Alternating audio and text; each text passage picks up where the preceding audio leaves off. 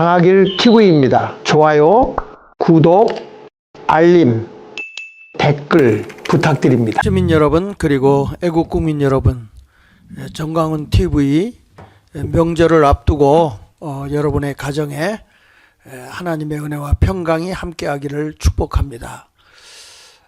오늘 이 시간에 우리의 착잡하고 무거운 마음, 그러면서도 고진감래라고 고생을 참고 견디면 반드시 달콤한 일이 돌아오게 되어 있죠. 지금은 어렵지만 우리가 끝까지 여리고성을 돌듯이 믿음으로 돌면 여리고성은 무너지게 되어 있습니다. 오늘도 그래서 우리 국민들과 함께 하기 위해서 우리 명절임에도 불구하고 고향을 안 찾고 방송에 나오신 우리 대구의 사나이, 네, 인사하시죠. 안녕하십니까. 홍동명 목사입니다. 네. 참 어려운 가운데서도 이렇게 계속해서 애국 활동에 수고하시는 전국 애국 성도 및 애국 시민들께 진심으로 감사를 드리고, 명절을 통해서 이 윤석열 대통령이 지금 부당하게 당하고 있다는 사실을 많은 사람에게 전파하고, 그렇게 해서 이 명절이 지나고 나면은 아마 60%가 넘도록 그렇게 우리가 협력해 주실 것을 부탁드립니다. 네. 그리고 이게 이름이 전주남이라 전주에서 목회하는 줄 알아요. 전주의 남자인 줄 알아요. 그런데 사실은 서울, 거기가 등천동인가요? 네. 네, 또 그쪽에서 목회하고 계시는 우리 이제 은퇴하셨지만 우리 전주남 목사님 나오셨습니다. 네, 전준호 목사입니다. 네, 평택에서 이렇게 또 명절인데도 올라오셔서 우리 강원식 목사님. 오늘은 참 의외로 빨리 왔습니다. 의외로 빨리 왔는데, 환난은 연단을, 연단은 인내를, 인내는 소망을 낳는다고 했습니다. 반드시 우리 장 목사는 고진감래라고 말했듯이 좋은 일이 있을 겁니다. 강원식 목사입니다. 네. 여러 가지 법적으로 복잡하고 힘들어서 우리를 도와주시기 위해서 이 다음 시간에 방송이 있지만 법적 자문을 해주기 위해서 오신 우리 김학성 장로님. 네, 김학성 교수입니다. 예. 네, 감사합니다. 아침에는 시카고에서도 지금 방송이 들어와 있다고 나오네요. 아, 그러시군요. 네. 자, 저는 어저께 장로님 말이에요. 네. 먼저 장로님한테 여쭤보고 싶은데, 지금 그 검찰에서 영장을 발부한 내용을 보니까 그 내용에서 이제 그 공수처에서 직권남용으로 하고 그 직권남용 뒤에다가 이제 그 내란에 네. 대한 얘기를 넣는데, 검찰에 들어가서는 이 직권남용은 빼버리고 네. 그 내란 행위에 대해서만 기소를 했다고 그러네요. 구속 네, 기소를. 네. 그러면 공수처는 원래 내란에 대해서 수사를 할 수 없잖아요. 없습니다. 예. 없죠. 그러면 검찰도 아직 수사를, 그러니까 이 공수처도 사실 직접 수사는 안 했잖아요. 못했죠. 못했잖아요. 대통령이 진술을 거부했기 때문에 전혀 얻어낸 게 없죠. 그렇죠. 네. 원래 거기 내란은 법조항에 해당도 안 되잖아요. 그렇습니다. 예. 네. 그리고 그 검찰은 수사권이 없어요. 없습니다. 네. 네. 수사권이 없는데 공수처 걸 받아다가 그대로 이거를 구속 기소했다는 자체가 무법천지로 저는 보이거든요. 맞습니다. 예. 그것 좀 설명 좀 해주시죠. 지금 이 공수처는 이 법이 왜 잘못되어 있냐면요.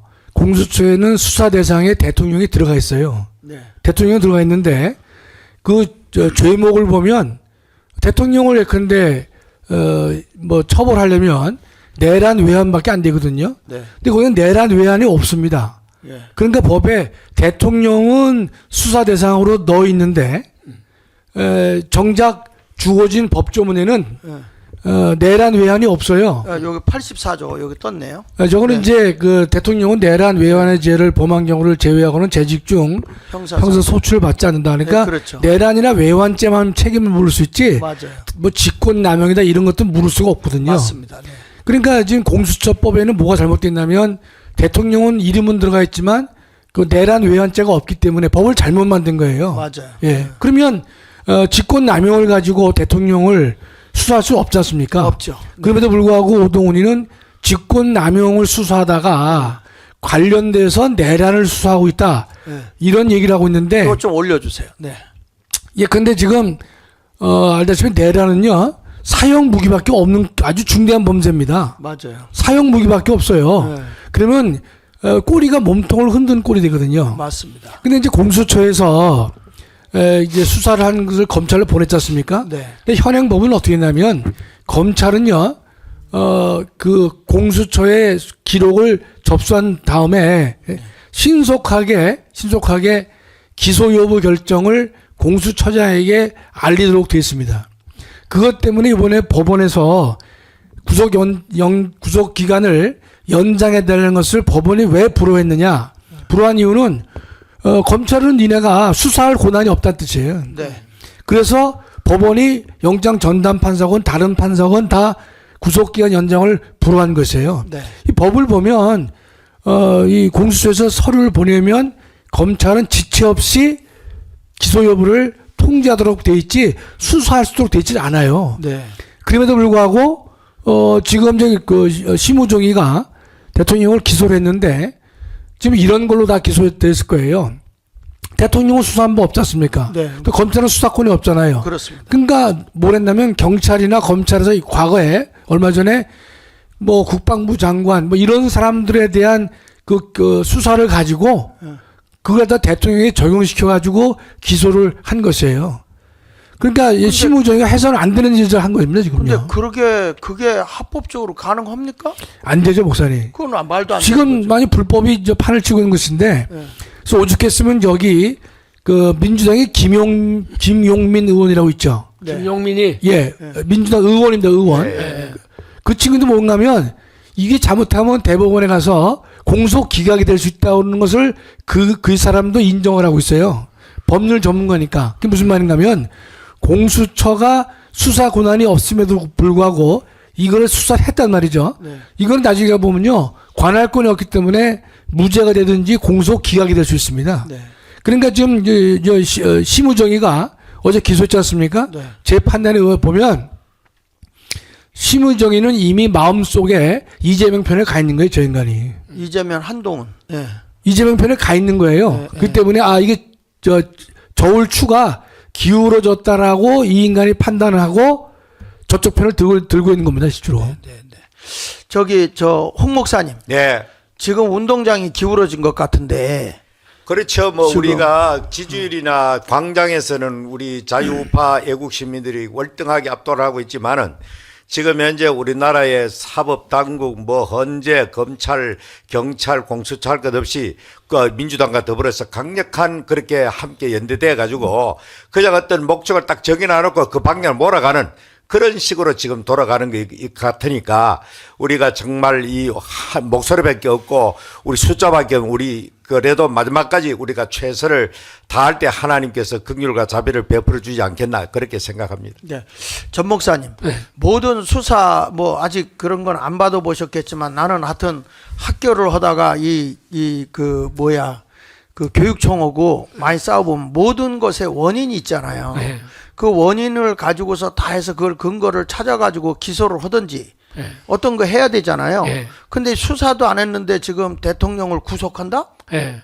저도 몇 번 그 수사를 받아봤거든요. 아, 받아보셨어요? 네. 죄인이었구만. 예. 네. 학교에 네. 이사를 하면서 아, 그러셨구나. 이사를 하면서 이제 수사를 몇 번 이렇게 받아봤는데 사람이 뭘 내가 잘못한 것이 없고 죄 지은 것이 없으면 뭐 검사 누구 할아버지가 있어도 당당하잖아요. 네. 내가 할 수 있는 말을. 네. 그게 이제 우리가 법에는 정의가 있다고 우리는 믿어왔단 말입니다. 네. 그런데 저는 이 사태를 이렇게 가만히 보면서 무슨 생각이 드냐면 아니 지금 김학성 교수님이 이야기하는 아주 평범한 얘기를 하잖아요. 네. 지금 이건 말도 안 된다. 법도 아니다 이것은. 네. 그런데 검찰총장이나 이런 사람들이 또 법 전문가들이 거기에 많이 있을 건데 네. 어떻게 이렇게 정치적인 논리에 의해서 이렇게 법이 집행이 되는가? 이걸 보면은 정말 대한민국이 이게 완전히 무법천지가 됐구나. 네, 그냥 맞습니다. 그런 생각이 마음 가운데 드는 거예요. 네. 근데 일반 사람들은요, 뭔가 있으니까 저렇게 구속을 시켜놓고 안 내놓지 이런 생각을 또 가질 수도 있거든요. 네. 그래서 이런 하는데 우리가 박근혜 대통령 때도 우리가 이런 사항을 봤는데 박근혜 대통령 무죄로 다 거의 나왔지 않습니까? 그런데도 나중에 무죄 나오면 뭐예요? 윤석열 대통령이 탄핵이 되고 난 다음에 무죄 나오면 뭐 하냐고요. 그렇습니다. 예. 예. 그래서 이런 어떤 것에다 딱 몰아 넣어놓고 이렇게 하는데 여기에 대해서 목숨을 걸고 죽기 살기로 국민의힘이 싸워야 되는데 싸우지는 않고 다음 대통령 선거를 준비하고 있다고 하니까 정말 열불이 나요. 여기서 좀 우리가 홍준표 시장이 그 검사 출신 아닙니까? 예. 네. 글을 올렸어요. 여기도 보면 지금의 그 심우정 검찰의 태도를 뭐라 그러냐면 50시절에 경범죄로 구금해놓고 국가보안법 위반을 수사한 것과 다를 바 없다. 그러니까 홍준표가 얘기를 하고 있잖아요. 그 다음에 여기다 뭐라고 하고 있냐면 지금 법을 지킨 사람은 이 윤구속영장을 기각한 판사들만 적법 절차대로 해. 말하고 있잖아요. 홍준표도요. 네. 그러니까 구속 기간을 연장을 불허한 판사만 지금 적법 절차를 지키고 있는 것이고 나머지는 안 지키고 있다. 왜 홍준표가 어떤 말을 하고 있냐면 이제 공수처의 그 수사를 휴지 조각이라고 얘기를 했거든요. 네. 검찰도 휴지 조각이 그랬거든요. 네. 그 말이 무슨 뜻인가면 수사 권한이 없는데 수사를 했기 때문에 나중에 그것은 법원이 인정 안 해버리면 휴지 조각에 불과하다. 그런 뜻을 한 거예요. 이 홍준표가 검사 출신이기 때문에 정확히 알고 있잖아요. 맞아요. 바로 말하고 있는 게 이거예요. 저는 요즘 그 국가의 사법당국 또 재판당국 뭐 사법부라고 할 수 있죠. 이런 거 돌아가는 거 보면은 우리 전윤환 목사님도 교계에서 활동을 많이 하셨고 뭐 재판국도 해보셨을 것입니다. 저도 대구에 큰 교회 문제가 생겨가지고 노예를 대표해서 재판국원으로서 그 중심적 역할을 한 적이 있는데 이 교회 재판도 말입니다. 그 반드시 또 이제 노예에서 우리가 이렇게 해도 총회로 이렇게 상소하기 때문에 우리는 철저하게 법과 절차를 조금이라도 어기면은 반드시 뒤엎어진다. 이 교단법도 말이죠. 총회 가가지고는 노예에서 아무리 해놔도 그 하는 과정에 있어가지고 절차와 법이 무시되면 무조건 지게 돼 있습니다. 내용과 관계없이. 그렇습니다. 내용과 관계없이 법과 절차가 이렇게 제대로 안 지켜지면은 반드시 그건 패배하게 되는데 지금 요즘 돌아가는 거 보면은 우리 합동측 교단이 노예에서 이루어지는 것보다도 지금 더 엉망으로 돌아가는 것 같아요. 대한민국의 법이 맞습니다. 담론인데 네. 강은식 예. 목사님. 예. 지금 대한민국은 사실은 모든 것에 법치가 균형을 잡아줘야 되거든요. 법이라는 그렇죠. 게. 예. 근데 지금 법이 균형을 못 맞추고 있고 정치 논리로 흔들리고 있거든요. 그러면 대한민국이 이제는 법이 무너졌다 이렇게 보여지거든요. 그래요. 그 어떻게 본인은 생각하고 있어요? 우리가 법정에 가도 또 검찰청이나 법원에 가면 이 저울추가 아주 평면을 잃으면서 정의를 가겠다고 하는 표시가 있잖아요. 그 표가 있는데 대한민국이 지금 입법도 무너지고 사법도 무너지고 지금 우리 그러다 보니까 행정도 다 지금 무너지는 상황이거든요. 행정은 탄핵시켜서 다 무너졌죠. 뭐 지금 손발 다 잘라놨으니까 대통령이 더 어떻게 할 방법이 없었잖아요. 그러니까 BBC 방송이 지난번에 몇 달 전에 대한민국은 부정부패로 타락한 대한민국의 사법부에 의해서 망한다. 자, 이제 그러면 우리 국민들은 누구를 의지하고 누구를 바라보면서 이 가슴에서 우러나오는 양심의 호소와 정의를 어디다 우리가 호소할 수 있겠어요? 그러니까 지금 우리 대한민국의 사법부도 우리 입법부도 지금 정신 차려야 됩니다. 그 방법은 우리가 국민 저항권이라고 하는 것밖에 없다고 하니까 우리 국민들이 정의에 불타서 이번에 20대 30대가 일어나잖아요. 대한민국이 일어나서 이번에 대한민국의 잘못 기울어져 가는 사법 입법부를 우리가 다시 한번 뒤엎어놔야 되지 않을까 이런 생각을 합니다. 지금 보면은 그 윤석열 대통령이 이제 이렇게 국가의 정말 국민들의 그 대표를 해서 투표로 당선된 대통령이 그동안 재앙적 대통령이다, 재앙적 대통령이라고 했는데 이렇게 힘없는 대통령은 처음 봤어요. 도대체 이 대한민국이라고 하는 나라의 법 체제가 어떻게 됐길래 우리 헌법학자로서 우리 김 교수님 왜 이렇게 대통령의 권한이 이렇게 맥이 없어요?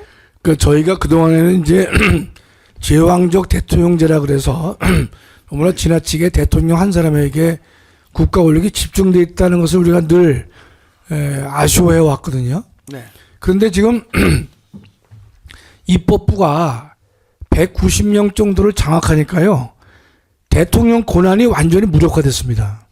그러니까 저희는 국회의 한 당의 어떤 정당이 180석 이상은 절대로 얻을 수 없다는 것이 헌법 교수들의 기본 입장이었습니다. 네. 180석이요? 그게 무슨 말이냐면 5분의 3이거든요. 그렇죠. 국회법을 보면 여야가 5분의 3 이상으로 찬성이 되면 상당 부분을 다 프리패스하도록 돼 있어요. 여야가 합쳐서 180명만 되면 그 말은 뭔가면 단독으로 180석은 절대로 될 수 없을 것이다라고 믿고 우리가 일을 해왔는데 이게 근데 부정선거의 문제가 때문에 그런지 몰라도 뭐 170, 180, 190석으로 완전히 쏠려버리니까요.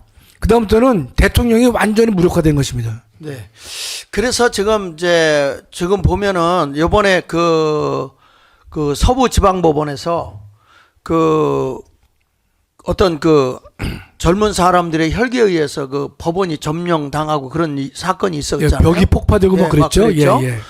이제 그걸 가지고 이제 이 사람들은 우리 정광훈 목사님이 뭐 뒤에서 조정을 했다. 뭐 이런 식으로 프레임을 씌워 가지고 움직이는데 제가 이제까지 정광훈 목사하고 같이 이렇게 사회운동을 해보지만 운동을 하는데 광화문이고 어디 가서 한 번도 폭력적인 행동을 한 적이 없어요. 어떻게 같이 있었으니까 어떠세요? 아니 지금도 예, 말씀하세요. 아니 우리 홍 목사님 먼저 하셨으니까 네. 말씀하세요. 예, 뭐 우리 전 목사님은 참 보기보다 말보다는 굉장히 온순합니다. 근본 그 체질 자체가 말만 마음 심령 자체가 굉장히 온순하고 그렇기 때문에 그렇게 뭐 강단에 서가지고 포효하는 그때는 보면 천하를 뒤집는 그런 무서운 그런 메시지로 선포하지만은 근본 자체가 기독교 성령으로 충만한 사람이기 때문에 굉장히 사랑이 많고 정이 많고 절대로 폭력을 사주하는 그럴 인물이 절대로 아니죠. 오히려 여기 나온 사람들이 왜 맨날 여기 집회하고 돌아가게 하느냐. 뭔가 모르게 화끈하게 뭐 해야 되는데 이런 사람들이 얼마나 많습니까? 네, 맞아요. 그 사람들은 답답하다 이게 맨날 그 모여가지고 서울에서 뭐 서울까지 지방에서 올라가가지고 맨날 똑같은 집회만 반복하고 내려가 버리고 아무 결과도 없고 이렇다고 불평불만한 사람 많지만은 결과적으로 평화적으로 1,000만 명 국민들이 껴라면은 이 나라는 바로 정돈되고 바른 길로 갈 수 있다. 이 취지로 지금까지 1,000만 조직 운동하는 거 아닙니까? 네. 그러니까 뭐 여기에서 우리가 무슨 폭력을 사주하고 있을 수가 없는 일이죠, 그게. 그날 또요. 네. 김학성 교수님도 계시고 그랬지만 우리가 이제 집회를 하기 전에도 절대로 폭력이나 이런 것은 해서는 안 된다. 그럼요. 그리고 우리 황주선 장군도 그 얘기를 했고 절대 안 된다. 우리는 평화적으로 비폭력으로 가야 된다. 그렇게 하고 정광훈 목사님도 다 그렇게 하고 그 집회에 나갔었거든요. 그리고 정광훈 목사님은 집회 끝나자마자 바로 미국 가셨지 않습니까? 네, 예. 그런데 이걸 가지고 정광훈 목사를 갖다가 엮어가지고 뭐 공항에서 체포한다 막 이런 얘기들을 하더라고요. 그리고 뭐 무슨 전단팀이 생겼다 이런 얘기도 하고. 그런데 어떻게 이런 거 어떤 뭘 꼭 우리 보면은 짜집기를 하듯이 시나리오를 싸가지고 이렇게 하고 이렇게 하고 이렇게 하고 사람을 갖다 올가면은 그런 일을 어떻게 국가에서 공권력에서 이렇게 할 수가 있을까 그런 생각이 드는 거예요. 참 이게 나라가 네. 정말 뭐 저는 이런 생각이 들어요. 요새의 상태를 보니까요.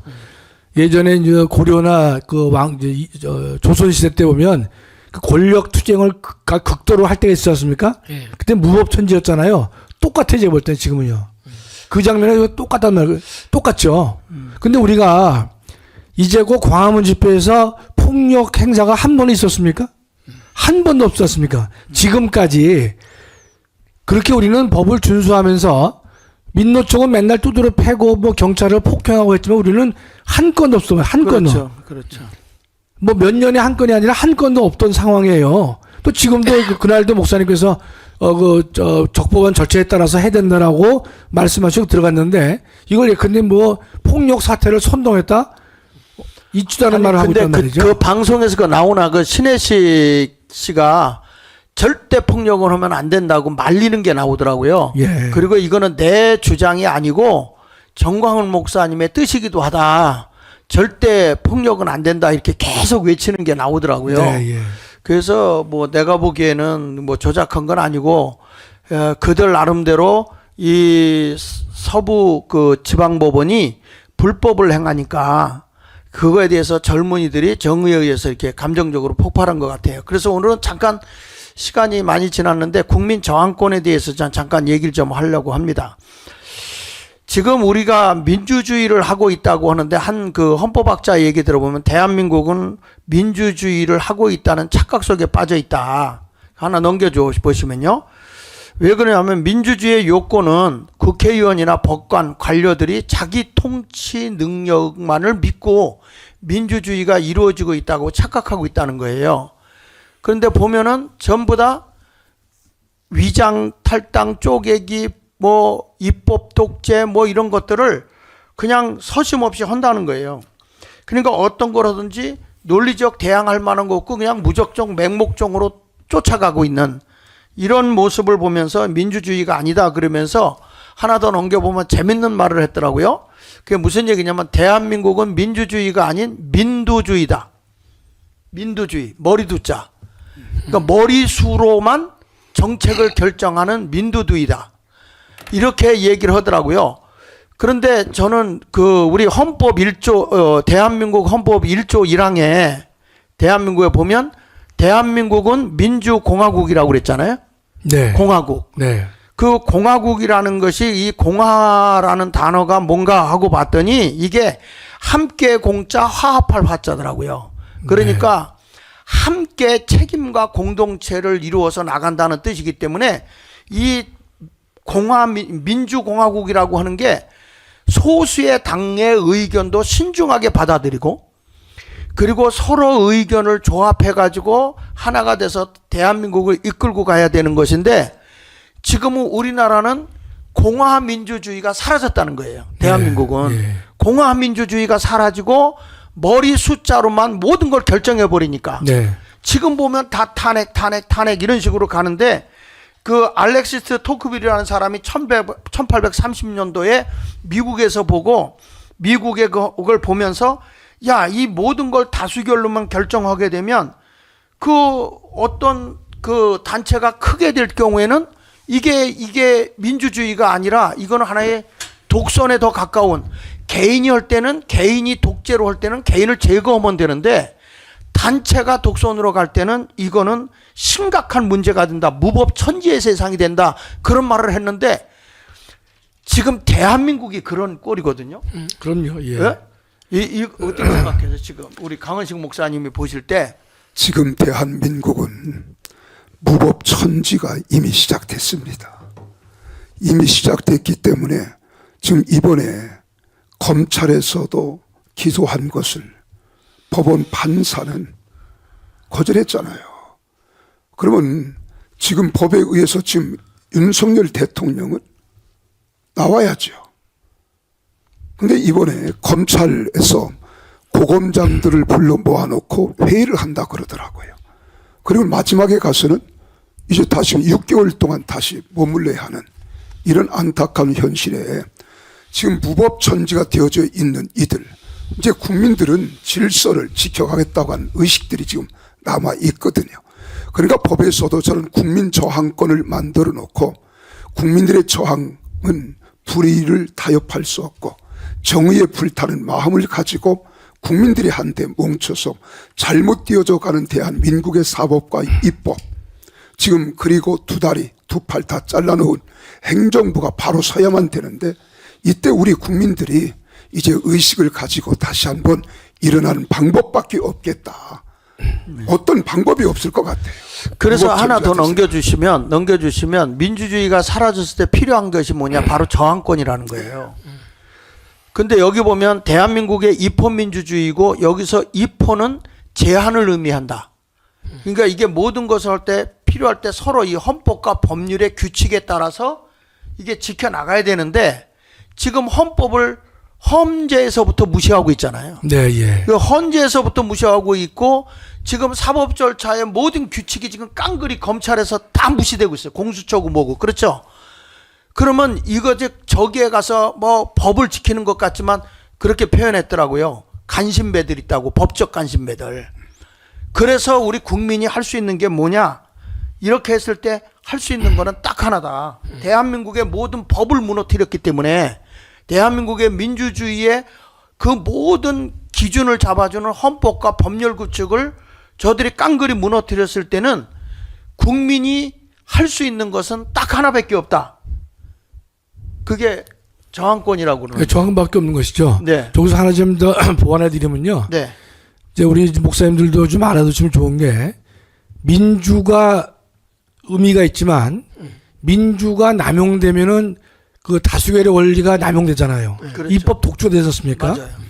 그러면 민주가 남용됐을 때는 뭐로 통제하느냐? 법치로 통제하려는 것이 우리의 기본 원리입니다. 그렇죠. 법치. 예. 그러니까 민주당이 입법 독재라고 있잖아요. 예. 이거를 우리 헌법은 호교 있을 수 있기 때문에 법치로 통제를 하려고 하는데 예. 법치까지도 완전히 무너져 내린 무너져 거예요. 버렸죠. 네. 따라서 저 제목 중에서 민주주의가 사라졌을 때라는 말을 다른 말로 말하면 네. 민주와 법치가 모두가 사라졌을 때 네. 이렇게 하시면 더욱더 매력적이 되는 것이죠. 네. 거기 보니 헌법과 법률 규칙을 다 이게 무너뜨렸을 때 얘기하거든요. 네, 지금? 네, 예.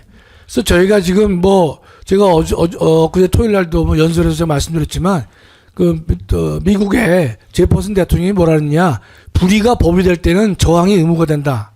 네. 그러니까 불의가 법이 된다는 말은 불의가 일상화되고 있다. 일상화. 불의가 일상화되고 있고 불의가 당연한 것이냐 하는 세상이 됐을 때에는 저항은 의무가 된다. 이렇게 얘기를 했거든요. 그는 기본적인 상식을 제퍼슨 대통령이 이제 확인한 것을 불허한 것인데 그런 의미가 이제 말씀하시는 이제 저항권이 바로 저기에 해당된다고 보는 것이죠. 네. 그러면은 우리 김학승 교수님, 네. 저 지금 보면 누가 봐도 지금 이 헌법재판관들이 한쪽으로 기울어져 있잖아요. 아, 그럼요. 누가 봐도. 그럼요. 그리고 그 우리법 연구에 소속이 된 사람들이 네네. 추측이 돼가지고 네네. 이게 누가 봐도 저 사람들은 저렇게 판결을 내리겠구나 딱 보이는데 꼭 그렇게 판결을 내리잖아요. 네네. 이 사람들이. 그런데 이런 헌법재판관들이 이런 판결을 내릴 때에 그러면은 이 헌법재판관들에 대해서 우리가 거부할 수 있는 것은 저항권밖에 없는 거죠. 그러니까 이제 저항권이 등장하는 것은 네. 우리가 기존에 만들어진 법에 네. 호소를 한다 하더라도 네. 해결될 기미가 안 보이는 거예요. 잘못된 것이. 국가 권력이 망가졌기 때문에 해결될 기미가 없을 때 그 국민들은 어디에 의지하느냐? 우리 믿는 사람들은 기도하겠지만 기도 이외에 우리가 이 대한민국 법질서 내에서는 다른 수단이 없잖아요. 그럴 때 할 수 있는 것이 저항이다 이 뜻이죠. 네. 그 넘겨서 보면 그 세 가지 저항권의 행사 요건 세 가지가 있더라고요. 국가기관의 권력 행위에 대한 불법성이 명백할 때. 네, 불법이 예, 명백해야 되는 불법이 것이죠. 명명할 때. 두 번째는 다른 구제 수단이 없을 때. 그 불법에 대해서 다른 법적 절차로 구제 방법이 없게 되는 경우에요. 네. 그러니까 예. 지금 윤석열 대통령이 공수처에 의해서 불법적으로 지금 감금이 되어 있지 않습니까? 그렇습니다. 네? 예. 그러니까 이것에 대해서 다른 구제 수단이 지금 없죠. 네. 그럼 우리가 저항하는 거 아닙니까? 그렇지. 저항권이 최종적인 유일한 수단일 때만 이게 가능하다고 하는데 지금 옆에 보면 진정한 법의 집행과 해석은 의지, 집행하려고 하는 의지와 이성, 이게 뭐냐면 상식적인 의지가 완전해야 된단 말이에요. 우리가 누가 보더라도 지금 우리나라 법을 집행하는 지금 이 공수처라든지 또 헌재라든지 아울러서 그 지금 검찰 이런 데 보면 우리가 이성적으로나 상식적으로 이해가 됩니까? 홍 목사님. 이해가 되세요? 상식적으로? 뭐 상식적으로 이해가 안 되니까 지금 요원의 불길처럼 전국이 지금 뜨겁게 달아오르고 있지 않습니까? 국민들이 누가 뭐 특별하게 오라 해가 온 것도 아니고 이 여러 가지 뉴스를 보고 현상을 돌아가는 걸 볼 때 이거는 완전히 국가가 아니다. 국가가 무너졌다. 불의와 불법을 보고도 그 국민이 저항하지는 그 나라는 희망이 없는 거예요. 그거는. 네. 그렇지 않습니까? 국가가 엄청난 그런 불법이 난무하고 국가 자체가 이렇게 법률적으로 그대로 제대로 다스리지 않고 헌법이 무너지고 유린됐다고 국민들이 볼 때는 이건 아니다. 이게 무슨 대체로 보면 집권 세력, 다시 말하면 제1당인 대통령 권력을 가진 사람들이 주로 불의하고 불법할 때 주로 저항해가 그 정권을 뒤엎는 게 일반적인. 우리나라는 거꾸로 입법부에 의해 가지고 지금 국민들이 저항하고 있는 맞습니다. 거지. 예, 예. 입법부. 예. 입법 독재에 대해서 국민들이 저항을 하고 입법 독재에 따라 가지고 전 그 행정이나 사법이나 전부 다 거기에 비를 맞추고 줄을 맞춰 가지고 지금 어떤 목적을 가지고 일사불란하게 가고 있으니까 이건 아니다 해서 국민들이 들고 일하는 겁니다. 이번에 헌법재판소에서 이진숙 방통위원장을 탄핵 소추 올라간 게 지난 8월달에 올랐는데 아니 이틀만 근무하고 이렇게 탄핵되는데 뭘 그렇게 오랫동안 심사할 거 있습니까? 맞습니다. 예, 예. 일주일만 하면 될 일 갖다가 예, 예, 예. 5달 동안에 장롱석 연합 하다가 이제 가지고 또 판결했는데 8대0을 해야 그게 상식인데 이걸 갖다 또 4대4로 갈라졌다 이 말입니다. 그러니까 저런 헌법재판소를 누가 국민들이 신뢰하고 믿고 따라갈 수 있겠느냐 이 말이지. 그러니까 그 사람들을 지금 임명한 사람들이 보면 이번에 두 사람 임명한 사람하고 그 문영배하고 이진숙이죠? 네, 그 사람들이 찬성했잖아요. 이미선이. 이미선인가? 이 사람이 이렇게 참석을 했는데 우리가 상식적으로 생각해도 이진숙이가 이틀밖에 안 했잖아요. 네. 탄핵할 사유가 뭐가 있겠어요? 그럼요. 가서. 네. 그런데 그런 사람을 저렇게 어떤 진영에 속해 있는 우리법 연구의 사람들이 이렇게 판결하는 것을 보면 저 사람들이 대통령을 어떻게 판결하겠구나 눈에 딱 보여버리잖아요. 다 보이죠. 예. 그러니까 지금 보면 예. 자 우리 이제 문영배나 이미선의 그 태도라든지 네. 뭐 이준석 그 탄핵 사건에서 보여준 태도 지금까지 또 이 문영배가 이재명하고 사법실 동기입니다. 동기가 300명 되는데 300명이면 서로 안 친할 수 있잖아요. 근데 왜 친하느냐? 그 사법연수원 보면 이제 거기에 각종 분야가 있어요. 노동법 연구회, 그다음에 뭐 헌법 학술회 이렇게 나눠져 있어요. 작은 서클로 거기에 노동법 관련돼서 문영배와 이재명이가 20년 친구입니다. 20년 친구예요, 저 인간이. 문영배하고 누구하고요? 문영배 이진숙이하고 이재명이 이재명이하고 조성하고 서희 가까이 모이던데. 그러니까 조성환이라 이재명이 가장 측근 정치인 누구죠? 그 사람이 조성호 아닌데. 아이고. 그 셋이서 아주 정성호가. 정성호. 예. 그러니까 문영배와 이재명이는요 20년 친구예요. 골프도 같이 치고. 제가 아침에 보니까요. 예. 문영배의 아버지가 누군가 봤어요. 그랬더니 문재열이더라고요. 이름이. 문재일이가 누군데 그럼. 아버지 모르겠어요. 이름이 문. 근데 재열이가 누군지 모르겠는데. 아니 그래?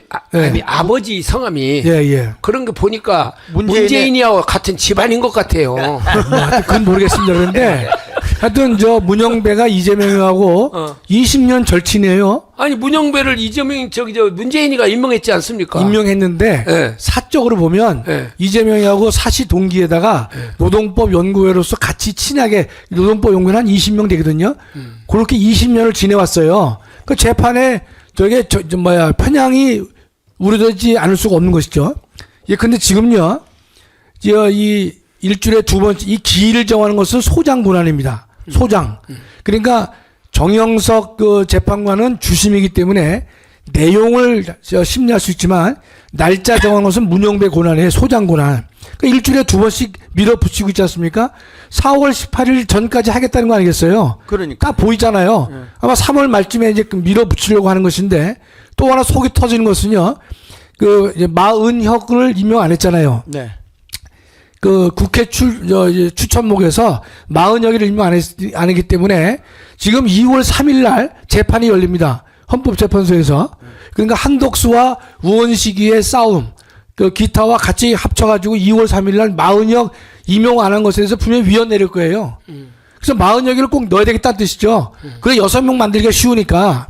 그러나 차제에 말씀드리지만 최상목이는요. 헌재에서 그걸 임명하는 것을 위헌이라고 결정을 한다 하더라도 그것은 강제 집행력이 없습니다. 그게 무슨 말인가 하면 다른 재판은요. 강제 집행력이 다 있습니다. 모든 재판은. 그리고 헌법재판의 특성과 한계는 뭐냐? 헌재가 A라고 결정을 내려도 상대가 반드시 거기에 구속당하지 않는다는 것이 특성이에요. 따라서 그런 특성도 있고, 그다음에 대행도 아니고 대대행에 불과한 사람이 마은혁을 임명한다. 그건 제2의 이완혁이 될 것입니다. 그러니까 이렇게 헌법재판소가 지금 각종의 불법을 갖다 자행을 하고 있는데, 헌법재판소는 법대로 하지 않아요. 진영 논리로 지금 밀어붙이고 있단 말이죠. 따라 저런 기관이 존재할 필요가 있겠는가? 제가 그래서 연설에도 얘기를 했고 글에도 썼지만 불석에 넣어서 태워버려야 된다. 이렇게 내가 이제 주장을 했었는데 얼마 전에 SBS에서 나오더라고요. 저하고 이동호 장로가 뭔가면 요것을 방송한 내용이에요. 서부지방법원 불속에 넣어서 태워버려야 된다. 그 말을 짜집게 해서. 여기다 아니 그대로 한 줄, 한 줄을 이동호 장로가 읽는 장면이 나와요. 그러니까 예컨대 제가 마치 무슨 뭐 서부지방법원을 공격하라는 듯한 선동을 한 것 같이 이야기를 하는데 제 말은 절대 그런 것이 아니죠. 서부지방법원을 공격하라는 말은 없는 것이고 서부지방법원의 지금까지의 행태를 보면 불속에 넣어서 태워버릴 정도로 무익한 존재다. 그런 말을 이제 하고 있는 것이죠. 그러니까 전 목사님도 분명히 아까 우리 홍동무 목사 말씀하셨지만 지난번에 그 대통령 실로 우리가 행진한 적이 있지 않습니까? 광화문에서.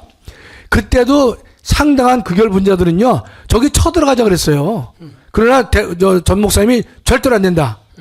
그런 사람이 많아요. 지금 광화문 집회 나온 분들 중에서는. 그때 우리도 같이 걸어갔는데. 한남동에서도 네. 그 대통령 그 체포한다고 그럴 때 굉장히 그 강력하게 그때 싸운다고 할 때 그 말렸거든요. 그렇습니다. 그래가지고 그때 젊은이들이 여기만 집회만 참여하고 있어서 뭐냐 그리고 오해를 많이 샀어요. 거기 모여서 뭐 모금만 하려고 그런다 뭐 이러면서 우린 따로 나가겠다. 그 따로 나가서 이번에 서부 헌재 쪽에 서부 그 지방법원 서부지방법원 예. 우리가 모이는 집회 뒤쪽으로 따로 젊은 사람들이 모였었어요. 네, 예. 근데 그분들 중심으로 이번에 이런 일이 생겼는데 제가 보기에는 너무 그 불법적인 요소를 서부지방법원에서 많이 했잖아요. 그렇습니다. 그러고 그러니까 국민이 그거에 대한 분노를 지금 표출한 것뿐이지. 그렇습니다.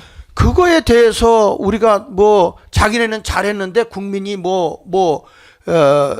저항 안 하고 가만히 있는 게 뭐 개와 돼지나 되는 겁니까? 지금 대한민국 국민이 얼마나 강력한 사람인데. 대한민국 국민은 세계에서 학력 수준이 가장 높고 정치 의식 수준도 가장 높은 나라 국민입니다. 맞습니다. 함부로 할 수 없어요. 정치 평론가 수준 다 됩니다. 우리가 무슨 정식으로 그런 건 아니지만은 아니 우리가 공중파 텔레비에 나가지고 그 막장 뜰 만한 실력이 없습니까? 그럼요. 전부 예. 똑같아지 국민들이 그럼요. 예. 의식이. 예. 그래서 예. 제가 보면 제일 수준이 낮은 사람들 공중파에 나와서 나오는 패널들 같아요. 수준이 낮은 예. 사람들이. 한쪽 표만 들고 앉아있죠. 왜 그러냐면 한쪽 편만 또 들어요. 그리고 보면 우리 김학성 교수님 우리 이렇게 다 이렇게 들어보고 가서 딱 들으면 정말 엉뚱한 얘기를 해. 지금 조금 이따 강 목사님 말씀하시고 이거 좀 시간이 없으니까 뒤로 넘겨서 국민 저항권에 방아쇠를 당긴 건 민주당이다. 거기 좀 한번 찾아주세요. 예, 시간이 없으니까 쭉 넘어가서 지금 보면 여기 국민 저항권에 방아쇠를 당긴 건 민주당이다. 그게 뭐냐면 카톡 계엄이에요. 그렇습니다. 카톡 계엄. 예. 이게 카톡 계엄이 뭐냐면 민주 파출소를 이게 이미 세워놨더라고요. 있어요? 저 만들어져 그래 있어요. 카톡 계엄을 하는데 이게 이제 민주당 전용기 의원이 발의했는데 카카오톡으로 내란 선동하는 가짜 뉴스를 퍼뜨린 자를 고발하겠다. 네. 예? 그다음에 내란 선전 관련 뉴스를 퍼나르는 그 유튜버들 있잖아요. 네. 예, 그런 행위를 신고하는 온라인 폼플랩을 민주 파출소를 만들겠다. 이렇게 신고해주는. 그러면 여기서 보면 만들어져 있죠, 목사님? 만들어져 있어요. 네네. 이걸 보면 그러면 대한민국의 모든 카톡이 검열이 가능하다는 거 아닙니까? 그렇죠. 모든 사람의 개인 정보가 네. 다 가능하다는 거 아니겠어요? 지금? 헌법이 보장하고 있는 표현의 자유를 예. 본질적으로 침해하는 정말 악법적인 태도가 되는 거죠, 목사님. 예. 그래서 내가 왜 이게 가능한가 하고 알아봤더니 중국의 그 텐센트, 그러니까 쉽게 말하면 이제 빅테크 방산기업하고 위챗을 운영하는데 카카오 지분의 5.95%를 3대 주주가 가고 있더라고요. 근데 거기에 보면 이 중국의 빅테크 방산기업하고는 위챗이 여기다가 약 720억 원을 투자했더라고요. 카카오에다가 최대 투자자들하고. 그러니까 이게 뭐냐면 중국에서 다 하고 그 JTBC는 1,000억을 투자했더군요. 중국에서. 그러니까 이게 뭐 엉망이 되는 거죠. 그러니까 결국에 가서 보면 이게 국민을 검열하고 겁박하고 그러니까 언론을 탄압하고 하는 이것을 지금 누가 다 하고 있냐면 중국하고 더불어민주당하고 이 주사파 세력들과 함께 하는 게 아닌가? 이 의심이 가는 거예요. 개인의 정보가 다 나오는 거고요. 강원식 목사님. 예. 카톡 함부로 하지 마세요. 그럴 자유를 누릴 수 있는 것이 자유민주주의 아니에요. 그러니까 이 젊은이들이 지금 젊은이들은 굉장히 민감하잖아요.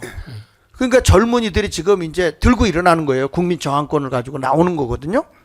목사님 한 말씀 해보세요. 지금 대통령께서도 이 모든 입법, 사법 모든 부분이 이제는 더 이상 이대로 가면 안 되겠다. 이미 익히 마음속에 알고 이 방법을 선택한 것이 뭐예요? 비상계엄이라는 거거든요. 대통령께서 할 수 있는 통치 행위로서 최후의 마지막 수단인데, 근데 지금 민주화 법치가 다 사라졌습니다. 민주화 법치가 다 사라진, 우리가 지금 다 보고 있잖아요. 입법부인 국회도 그렇고 지금 법치를 이루어가고 있는 사법부에도 하는 행태들이 국민들의 마음속에 열불을 내게 하고 있단 말이에요. 근데 지금 20대 30대들이 일어난 원인이 그거 아니겠어요? 이제서 깨달은 겁니다. 대통령으로서 얼마나 가슴앓이를 많이 했었겠는가.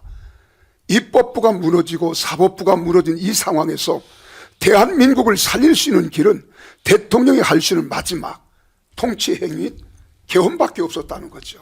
지금 우리가 그런 심정이라는 겁니다. 대통령이 그 심정으로 우리도 가면 이제 국민들의 마음속에 양심은 살아있고 정의도 살아있는 젊은이들이 이제 어떤 방법이 있겠어요? 입법부에 우리가 호소를 하겠습니까? 사법부에 호소를 하겠습니까? 이제 국민들이 서로 뜻을 같이 모아서 대한민국이 법치가 살아나고 민주주의의 이 정신이 살아날 수 있도록 국민 저항권이라고 하는 이 법 조항이 있으니까 대통령께서도 마지막 계엄 전문에서 마지막 부분에 헌법 위에 국민 저항권이라는 것이 있습니다만 라고 말씀하지 않았는가. 자, 이제 우리 장학일 목사님이 대민주당이 대국민 카톡 검열 이게 방아쇠를 당겼다 그러잖아요. 네네. 이게 사실은 젊은이들이 확 일어나게 되었던 배경이 이건 것 같아요. 이거예요. 네. 카톡 검열한 거. 맞아요. 민주파출소 만들고. 네, 네. 그러면은 젊은이들이 지금까지 누려왔던 이것을 아니 다른 데도 아니고 민주당에서 이런 일을 한다. 이렇게 하니까 지금 2030 세대가 확 일어난 거란 말입니다. 네. 예, 이제 앞으로 또 다른 것들을 이 사람들은 계속 할 거예요, 아마. 그러니까 국민 저항권의 방아쇠를 이제 나이 든 사람들뿐만 아니라 젊은들까지 같이 이렇게 일어나게 되었으니까 이 차제에 이런 문제를 해결해야 된다. 저는 그렇게 생각을 해요. 지금 더 심각한 게요. 네. 하나 더 넘겨주십시오. 지금 보면 내란 특검법을 지금 해서 이게 통과되기 직전이에요. 이미 국회 본회의는 통과됐거든요. 네. 내란 계엄 특검법. 이게 보면은 25년 1월 17일 야당 단독으로 윤석열 내란 계엄 특검법이 국회 본회의 통과가 됐어요. 이거 최성목이가 부결시켜야 돼요. 당연하죠. 거부해야죠. 거부해야 돼요. 이게 뭐냐면 첫째가 비상계엄을 무조건 유죄로 확정하는 수사예요. 이거는 그러니까 왜 비상계엄을 할 수밖에 없었는지 그 이유와 원인 근거를 찾아야 되거든요. 그러니까 대통령이 과했는지 그럴 수밖에 없는지 다른 방법은 없었는지 이런 원인을 찾아가지고 법을 해야 되는데 다 빼버리고 무조건 비상계엄은 유죄 이렇게 수사를 하겠다는 거예요. 그 다음에 인지사건 수사를 가능하게 했어요. 무슨 얘기냐면 너 범죄 지을 가능성이 있는 것 같아. 그러니까 수사 범위가 없어요. 그 저게 뭔가 하면 정확히는 네. 그 저기 이제 특검법에는 그 죄목이 정해져 있어요. 네. A, B, C를 한다라고 돼 있어요. 예, 예. 근데 A, B, C를 하다 보니까 보다가 거기서 새롭게 등장한 사실이 있단 말이죠. 그 사건도 다 심판 대상에 넣을 수 있다는 거예요. 예. 그러니까 가장 독소 조항이죠, 저거. 그렇죠. 인지 사건 수사는 독소 중에 독소입니다. 맞아요. 네네. 예. 지금 저거 하는 순간에 대한민국의 자유민주주의 개인의 인권은 다 무너지는 거예요. 네. 그게. 그래 근데- 지금 현재 그 카톡 겸이라는 말로 그렇게 돼 있는데 그때부터 이제 대한민국을 완전히 전체주의 마각을 더불어민주당이 그려낸 겁니다. 그게. 그렇죠. 아니 그 다음에는 뭡니까 지지율이 잘못 나오니까 이 여론조사 기관을 또 조사를 하고 협박을 맞습니다. 하고 네, 네. 그 다음에 또 뭐 요즘 뭐 스카이데일리에서 무슨 뭡니까 선거관리위원회에 대해서 비판하고 또 이런저런 기사가 나오니까 그 사람 그 이재명 직접 가가지고 거기에 금융기관들 모아놓고 거기에 광고 주지 말라는 식으로 해가 고소를 지금 당하고 있고. 급기야는 이제 전한길 강사가 이제 거기에 대해서 강력하게 이제 문제를 제기하니까 참 전한길 그분도 참 재밌게 말했어요. 내가 민주당이 돼서는 한마디도 안 하고 오직 선거관리위원회에 대해서 투명하게 하라 이것밖에 안 했는데 왜 선거관리위원회는 가만히 있고 민주당이 날뛰고 있느냐 이거지 지금. 민주당이 그러니까 지금 현재 카톡 여론조사 기관 개인의 말하는 것까지 막는다 이 말은 말하는 그렇습니다. 거지. 예. 지금 이 탄핵 전국에 있어가지고 과거에도 노무현 때도 그랬고 박근혜도 그랬고 항상 탄핵 찬성 반대 이 운동은 자유롭게 할 수 있는 게 자유민주 국가단 말입니다. 지금 탄핵 반대한 맛이 내란에 동조하는 세력처럼 그렇게 이상하게 몰아가는 이거야말로 전체주의를 가는 그런 길을 걷고 있다 이 말이죠. 저는 나는 지금 섭진하고 끔찍한 것은 지금 이 사람들이 국가의 저 통치권 다시 말하면 행정권을 가지지 않고 이 법과만 가지고도 저렇게 국민의 일상을 전부 다 감시하고 감독하고 이런 지금 생각하고 있는데 이 사람들에게 정부의 권력까지 넘어갔다 가정할 때 온 국민이 어떻게 살겠습니까? 그 차에서. 그러니까 여기 보면 지금 완전히 이게 이제 전체주의 공산주의로 가겠다는 건데 여기 보면 정체불명의 외환죄를 추가했더라고요. 외환죄? 예, 예. 그 장로님은 다 알고 계시겠죠, 이거. 그래가지고 여기 보면 오물풍선 타격, 대북 확성기 가동, 우크라이나 물자 지원 등 이런 것들에 대해서 다 이게 이제 그 어떤 제재를 할 수 없도록 만들어 버린 거죠. 네, 예. 네. 그러니까 저기서 이제 이렇게 생각하시면 좋겠어요. 우리 제 말을 이제 우리 목사님 잘 이해해 주세요. 뭐가 있냐면 내란 특검 보면 한마디로 왜 말이 안 되느냐. 지금 기소가 됐죠. 네. 내란 혐의로 네. 재판 중이잖아요. 네. 근데 뭘 다시 수사를 합니까? 내란 특검 보면 다시 수사하겠다는 거 아니겠어요. 네. 이미 예컨대 김영현이 뭐니 윤석열 다 그것이 적법한 절차인지 아닌지를 떠나서 다 기소돼 있잖아요. 네. 재판 중이잖아요. 네. 근데 뭘 다시 수사한다는 거예요, 도대체? 그게 가장 본질이에요, 저게. 무법천지입니다. 지금. 그러니까 그러면은 저게 예. 장로님, 네. 저 기소를 해놨잖아요. 그럼 네. 검사가 저 내용을 갖고 재판을 할 거 아닙니까? 어느 거 저 내용이 아니면 지금 기소한 내용이요. 지금 기소한 내용을 그렇죠. 갖고 재판을 할 거 아닙니까? 그럼요. 근데 아무것도 조사한 것이 없는데 뭘 갖고 재판을 해? 뭐 찌라시 아, 내용. 그거는 예컨대 현재는 어. 그 이제 경찰이나 등에서 얻어낸 네. 증거 가지고 네. 기소를 했어요. 심우정이가. 네. 저 기소 때문에 공소유지가 넉넉하다 그랬는데 내란 특검법의 가장 문제점은 뭐냐? 저 내용도 개판이지만 한마디로 뭐가 있냐면 지금 모든 사건들이 법원에 계류가 됐잖아요. 네. 근데 뭘 다시 수사했냐? 다시 수사를요. 저게 말이 되냐고요. 아니, 그건 이 수사가 끝났는데 뭘 다시 그러니까. 수사하냐 재판 이짓이에요. 중에 있는 것을 다시 수사한다는 거잖아요. 그럼요. 그건 말이 안 된다는 거죠, 제가요. 그러니까 오물풍선이 오는 거 우리가 그걸 타격하잖아? 네. 그게 외환법에 걸리는 거예요. 그리 대국 방송조차도 그 그리고 대국 대북 방송 방송조차도 확성기도 하면 안 전쟁을 돼요. 유도했다 이거래. 전쟁 유도 미쳐도 보통 미친 날 그리고 또 뭐가 있냐면 여기 기밀 대상 기관에 대한 압수수색을 가능한 조항을 넣었어요. 그러니까 대통령실에 가서 군사 기밀을 다 조사하고 다 하겠다 이걸 넣었어. 기밀 대상에 특검법 조항에. 예, 그 왜냐면요. 지금 이제 그 경찰에서 네. 대통령실과 한남동 관저 거기를 압수수색을 하려고 했어요. 근데 그 최고의 경호실 군사실이니까 경호처가 불허했거든요. 네. 왜냐면 그거 허락하면 안 되잖아요. 큰일 나죠. 최고의 그럼요. 정보가 다 나가지 않습니까? 그럼요. 그럼 중국하고 북한에도 갈 수 있잖아요. 그 정보가요. 맞습니다. 맞습니다. 그러니까 이 내란 특검에는 그런 것도 다 배제시켜서 할 수 있다. 이런 조항을 넣기 때문에 악법 중에 악법의 대명사입니다, 저거요. 그리고 절대로 하면 안 됩니다, 저거. 그렇죠. 저거 절대 수사하는 대로 계속 또 얼린 브리핑으로. 근데 계속 국민의힘에서도 몇 명이 저게 찬성했더라고요. 정신 나간 놈들이죠, 저게. 같은 그룹이니까. 국민의힘은 이미 정당으로서 기능을 이제 상실한 겁니다. 더 이상 무슨 보수 정당이고 그걸 할 이유가 없습니다. 이제는 아예 저 정당을 버려야 됩니다. 우리가. 저기 보시면요, 화면에 보시면 아래에서 둘째 줄에 이런 거 쓰였어요. 수사 결과 언론 브리핑 조항. 저게 뭔가면 결과가 아니라 진행 중에 언론 브리핑을 하겠다는 겁니다. 그렇죠. 저는 어떤 목적이냐면 저게 이제 만약에 탄핵이 인용되게 되면요. 대선 국민을 갈 거 아닙니까? 그렇죠. 그럼 저거에 의해서 매일 예컨대 지금 브리핑을 선거 브리핑 해가지고 있는 말 없는 말 다 매일 방송하는 거예요. 그렇죠. 그러면 국민들의 표를 의식해서 전 조항을 넣은 겁니다. 저게요. 그리고 아주 악법이에요. 저게요. 제3자 특검 추진 임명권을 무력화시켜서 민주당이 다 가져가겠다고 하는 것도 그러면 저거? 저게 수사 결과 언론 브리핑을 하면요. 나중에 그게 무죄가 됐어요. 아니 이거에 목사님 뭐가면 하면서 예. 이렇더라 예. 저렇더라 예. 저게 인지사건이니까요. 예. 저 김건희 여사도 다 나올 수 있어요. 저게요. 저게 그렇죠. 김건희 불러내죠. 아니 그 저게 인지사건이니까 하다 보니까 김건희 뭐 박사논문이 어떻더라 도이치가 어떻더라 그런 말 나오면요 매번 나와서 브리핑을 합니다. 네. 그럼 국민들은요 말도 안 되는 가짜뉴스를 계속 머리에 접할 수밖에 없어요. 선거에 유리하게 하기 위해서 저 조항을 넣은 겁니다. 그러면 국민의힘은 저런 것을 저는 모릅니까? 그러니까 지금 그 국민의힘에서도 저거 찬성 안 했고 대부분은요. 그다음에 최상목 보고 너 거부권 행사하라라고 하고 있는 것이죠. 아니 거부권 행사하면 안 되고 길거리 나와서 투쟁이라도 해야 돼. 지금 내란 이거 통과 직전이잖아요. 지금 저기 저 최상목이가 오케이 하면 끝나는 거 아니야. 그럼요. 그러니까 이게 지금 심각하게 그래서 제가 얘기하는 건 하나 더 넘겨보시면 지금 이 사람들이 한 걸 보면 우리가 직면하게 될 세상을 보면 미래가 어떤 세상이에요?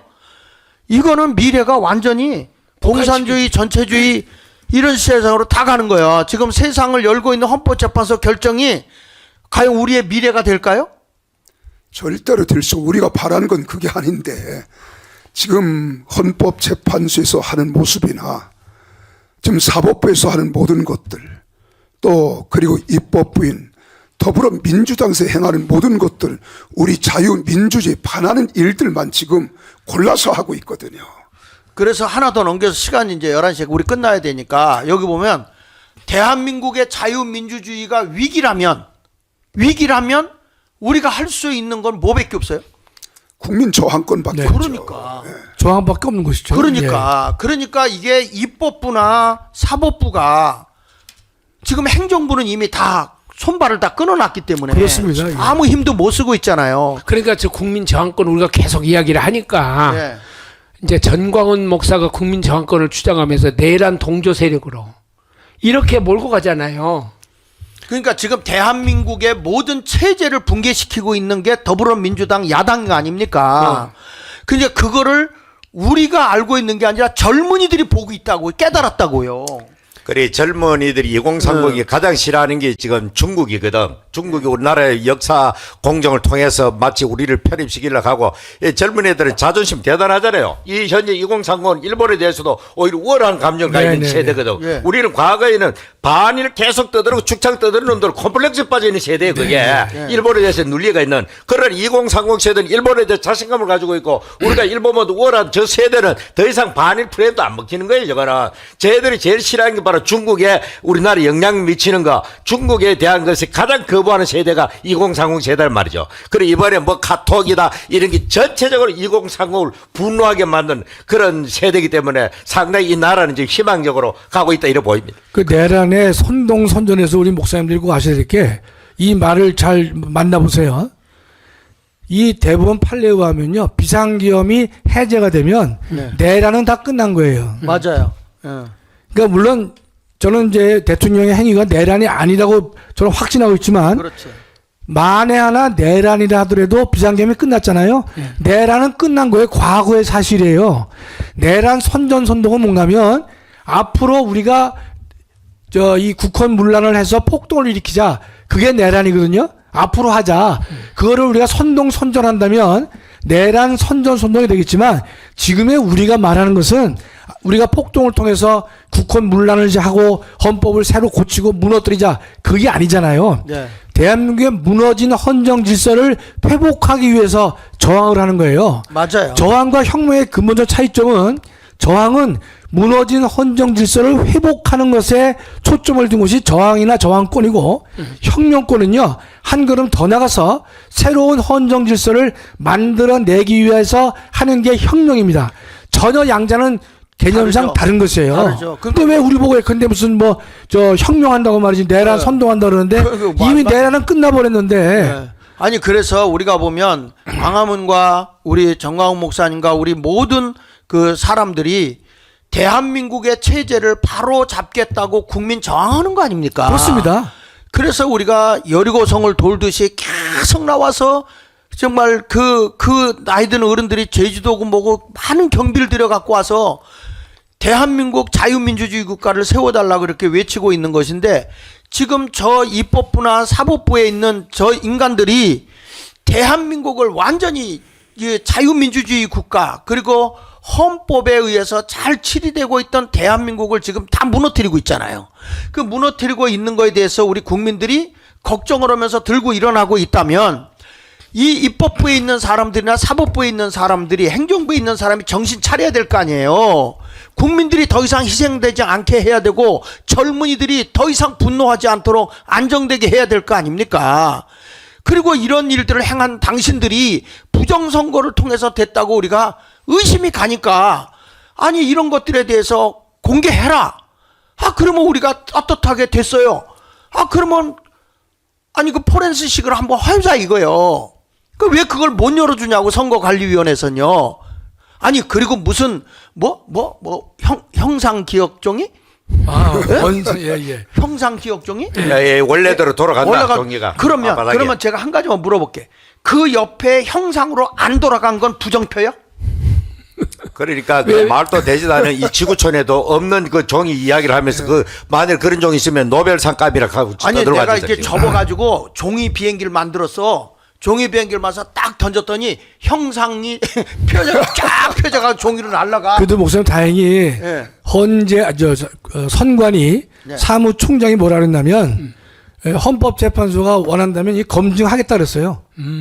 포렌식 한다 그랬어요. 그거 해야지. 현 사무총장이 예. 현 사무총장은 윤 대통령이 임명했거든요. 예. 윤석열 대통령하고 법대 동기입니다. 판사 출신인데 이런 의혹이 있다면 우리가 법원이나 헌재에서 검증받을 용의가 있다고 얘기를 했기 때문에 헌법재판소는 선관에 있는 그거 갖다가 그 뭐라고 표현하지 무슨 포렌식에서 네, 포렌식.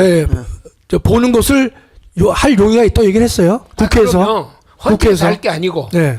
우리가 몇 번 그 고발도 하고 고소도 했지 않습니까? 네네네. 아 그러면 법원에서 해봐라 이렇게 하면 되지. 이번에는 법원이 아니라 전문가들이 헌재가 와서. 필요한 게 예.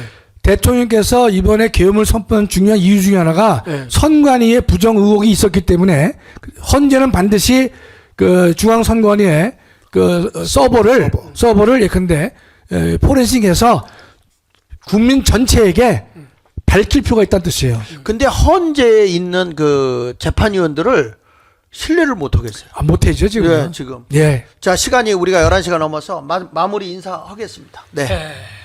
자, 우리가 지금 현재 윤석열 대통령이 헌법에 따라서 비상계엄을 선포를 했습니다.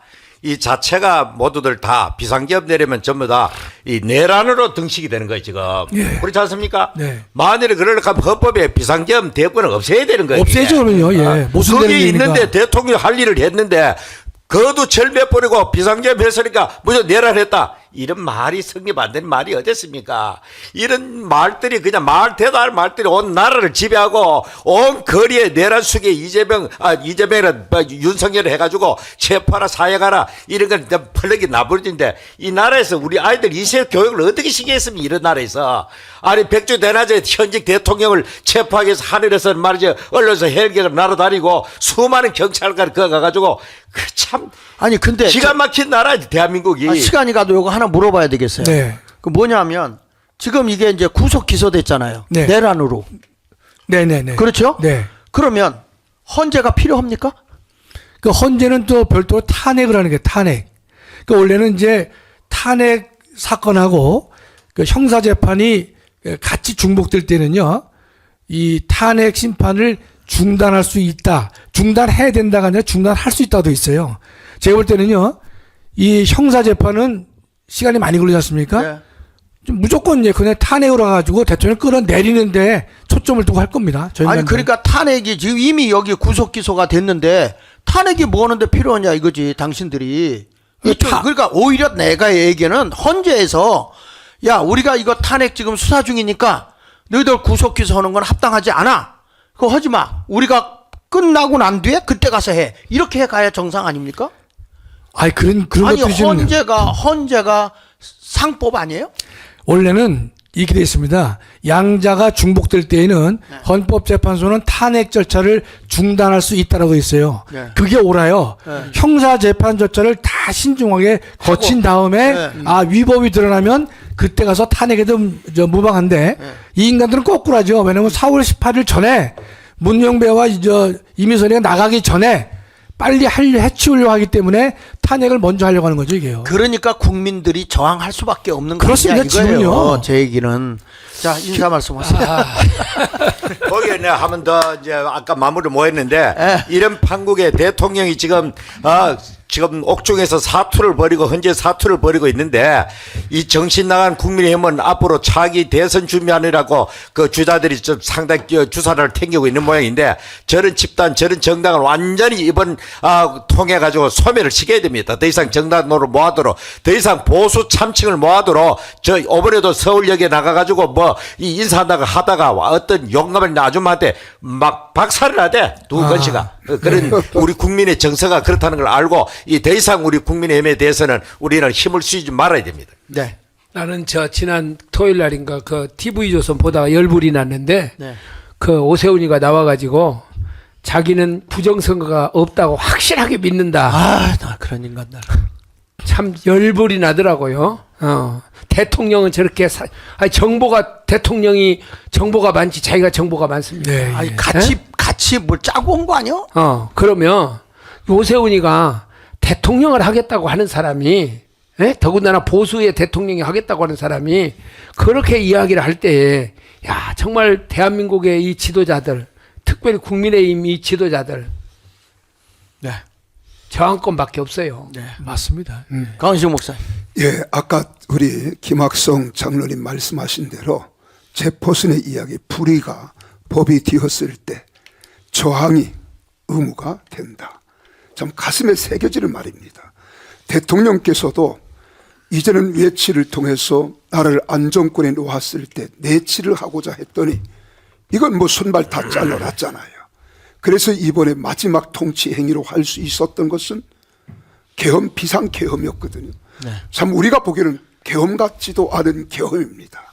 그러나 법대로 했기 때문에 법대로 다스려줘야 되는데 이제 반국가 세력 척결 그리고 부정선거 해결하겠다는 딱 두 가지입니다. 이번에 우리 선거관리위원회에서 사무총장이 서버를 이제 공개하겠다. 예. 했으니까 그거 해주시고 그리고 또 우리 국민들은 대한민국의 법치가 무너지면 대한민국 무너지는 겁니다. 이럴 때 국민들의 정의감을 가지고 한마음 한뜻 뛰어서 잘못 뛰어가는 우리 입법부와 사법부에 대하여 강력하게 우리는 저항권을 발동해서 대한민국을 살려냅시다. 네. 우리가 끝나면 우리 김학성 장로님하고 교수님하고 이동학 교수님이 방송을 이어갈 텐데 그래도 마무리 인사해 주시죠. 네네. 저희가 그 헌법상 이제 권력 분립이라는 단어를 많이 쓰는데 삼권 분립보다 이제 권력 분립이 더 본질적인 것인데요. 권력 분립의 내용은 뭐냐면 견제와 균형이거든요. 지금 대한민국에 견제는 존재하는데 균형이 무너졌습니다. 균형이. 그러니까 입법부가 대통령에 대해서 국정 마비시키죠. 예산 농단을 하죠. 입법 독재를 했단 말이죠. 그럴 경우에 대통령은 겨우 입법 독재에 대해서는 거부권으로 일부 근근히 막아왔어요. 그러나 예산 농단과 국정 마비는 막을 길이 없단 말이죠. 얼마 전에 이진숙 씨 탄핵 기각됐거든요. 그러나 민주당은 뭐 부끄러워하지 않습니다. 미안하단 말 없어요. 그거 당연하다고 생각한단 말이죠. 그런 식으로 뻔뻔히 하기 때문에 그럼 대통령은 입법 이 공격에 대해서 방어권이 제대로 없단 말이죠. 그 대통령은 나라를 지키기 위해서 계엄을 선포했는데 계엄은 일종의 국가 저항권이에요. 다른 말로 표현하면 저항권은 국민의 저항권이지만 계엄이라는 것은 다른 각도에서 본다면 국가가 하는, 대통령이 하는 저항권이라 볼 수밖에 없는 것이란 말이죠. 그러면 지금 대통령은 계엄으로 나라를 지키려고 했는데 그나마 좀 잘 안 되고 있어요. 많은 사람들이 이재명의 말에 따라서 내란이다 억지 프레임을 씌우고 있는데, 그렇다면 국민들은 이제 우리의 권리를 호소해서 구제받을 기관이 존재하지 않는 것이죠. 우리 저항이라는 것은 뭔가면요, 불법 권력에 대해서는요 누구든지 다툴 수 있어요. 어디서든지 다툴 수 있고 언제든지 다툴 수 있는 것이 저항의 본질입니다. 헌법의 조항이 있건 없건 우리 천부인권, 하늘이 준 인간의 기본권이기 때문에 언제 어디서 누구에 대해서든지 행사할 수 있는 것이 저항입니다. 여러분, 예컨대 우리 목사님들은 저하고 연배가 비슷하시니까 기억하실지 모르겠는데 예전에 우리가 초등학교 때 배운 글이 있어요. 패트릭 헨리라고 자유를 달라 아니면 죽음을 달라는 말이 있었습니다. 패트릭 헨리는 1700 미국 독립선언 그 시절에 버지니아 주지사를 지낸 사람이거든요. 자유를 달라 아니면 죽음을 달라 그랬거든요. 즉 우리가 말할 자유를 달라는 게 핵심이었거든요. 아니면 죽음을 달라 그랬는데 250년 전 얘기가 지금 대한민국에서 통용되는 사태가 됐어요. 5.18도 말 못하게 하죠. 또 이번에도 뭐 카톡 검열, 이거 역시 말 못하게 하는 거 아닙니까? 대한민국이 선진국인데 여기서 지금 말할 자유를 달라 아니면 죽음을 달라 할 정도의 이 나라가 타락했단 말이죠. 그렇다면 지금 예컨대 우리가 국민을 선다하는 것이 아니라 우린 건전한 상식에 입각해서 지금이야말로 우리 국민들이 나서서 국가 권력을 견제해야 되고 우리의 목소리를 내야 될 것이다. 의로운 분노를 분출할 수밖에 없을 것이다. 그 당연한 국민의 권리 아닙니까? 그건 인간의 권리예요. 헌법이 부여한 권리가 아닙니다. 하늘이 인간에게 부여된 천부 인권이 바로 여기에 나오는 것이에요. 그렇기 때문에 지금 예컨대 대한민국 상황은요, 지금 저항밖에 없잖아요. 그렇기 때문에 의로운 분노를 나타내기 위해서 광화문에 그 토요일마다 수많은 사람들이 나와서 우리의 주권자로서의 의지를 표현하고 있는 것이고 의로운 분노를 표출하고 있단 말이죠. 네. 우리는 그렇게 하고 있는 것이지 몽둥이를 들고 나와라, 뭐 총을 들고 나와라, 곡괭이 들고 나와라 그런 말을 단 한 번도 한 적이 없다는 것이에요. 법을 준수하면서 우리는 우리의 의로운 분노를 표출해서 국가 권력이 잘못되게 가는 것을 우리는 고칠 것이다. 그것이 최후의 국민에게 허락된 기본적 권리가 되는 것입니다. 네, 국민 여러분, 지금 우리는 대통령도 헌법을 해석할 수 있는 권한이 있습니다. 그래서 이 입법부에서 법을 상정하면 그걸 들어보고 국민에게 모든 것에 유익이 되지 않고 잘못된 법이라고 하면 거절하고 돌려보냅니다. 국민도 법을 해석할 수 있는 권한이 있습니다. 그렇기 때문에 입법부나 사법부가 법을 잘못 적용한다면 국민들은 그거에 대해서 항의할 수가 있습니다. 우리 국민은 바보가 아닙니다. 국민 저항권이 왜 있습니까? 대한민국의 이 민주공화국이 무너지고 자유민주주의가 무너진다면 당연히 국민들은 자유민주주의 국가, 자유시장 경제, 한미일이 굳건하게 서로 동맹 국가로서 나라를 크게 이끌기 위해서 함께 움직여야 한다면 우리는 잘못 가고 있는 입법부, 사법부를 얼마든지 대항을 해서 저항할 수 있는 권리가 국민에게 있다는 것입니다. 2030 세대 여러분, 우리는 지금 대한민국 돌아가는 것을 분명히 똑바로 바르게 봐야 합니다. 우리들이 바른 판단이 미래의 우리 대한민국의 축을 세워놓기 때문입니다.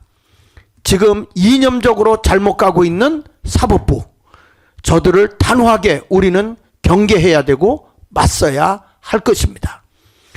우리 광화문 여기서 주저앉을 수 없습니다. 저들이 위협을 하고 정광훈 목사님이 정말 비폭력으로 지금까지 이 국민을 깨워가면서 자유민주주의 국가를 세우려고 애썼습니다. 광화문 세력은 거기에 함께 했습니다. 불만을 가지고 있음에도 같이 했습니다. 왜 이렇게만 하고 있습니까? 그러나 우리는 싸우지 않았습니다. 그래도 우리는 여리고성을 도는 심정으로 계속 국민의 여론을 주도했고, 그리고 지금까지 대한민국을 지켜왔습니다. 우리 국민이요, 다 깨어 일어납시다. 이대로 주저앉아서는 대한민국 내일이 없습니다. 국민 저항권이 발휘해서 대한민국이 지켜질 수 있다면 우리는 그 길로 가야 할 것입니다. 우리 이 시간 함께 해주셔서 감사하고요. 구정을 맞이해서 새해 복 많이 받으시고 평안하시며 돌아오는 토요일에 우리 다시 한번 모여서 대한민국을 지켜내는 일에 함께해 주시기를 부탁드립니다. 감사드립니다. 구워야지. 구호했죠. 예. 뭉치자. 예. 뭉치자. 하세요. 다시. 우리 뭐 그거는 여기 강목쌤 강목쌤 전곡이. 특허? 특허 침해하시면 안 돼. 이게 바로 분립이 위반돼. 자, 하겠습니다. 뭉치자. 뭉치자. 싸우자. 싸우자. 반드시 이기자. 이기자. 감사합니다. 아유. 존경하는 국민 여러분, 들어주시길 바랍니다. 이 피해를 토하는 심정으로 드리는 말씀입니다. 지금 이 시간 제가 전할 메시지는 자유와 질서를 지키기 위한 선언입니다. 국회는 지금까지 수배들 번에 탄핵을 발해하며 국가를 혼란 속으로 몰아넣고 있습니다. 지난 6월 이후에도 탐핵이 이어지며 이는 건국 이래 전례 없는 사태입니다. 판사들을 위협하고 검사들을 탄핵하며 사법부를 마비시키는 일이 벌어지고 있습니다. 행안부 장관, 방통위원장까지 결행하며 행정부 또한 마비시키려 하고 있습니다.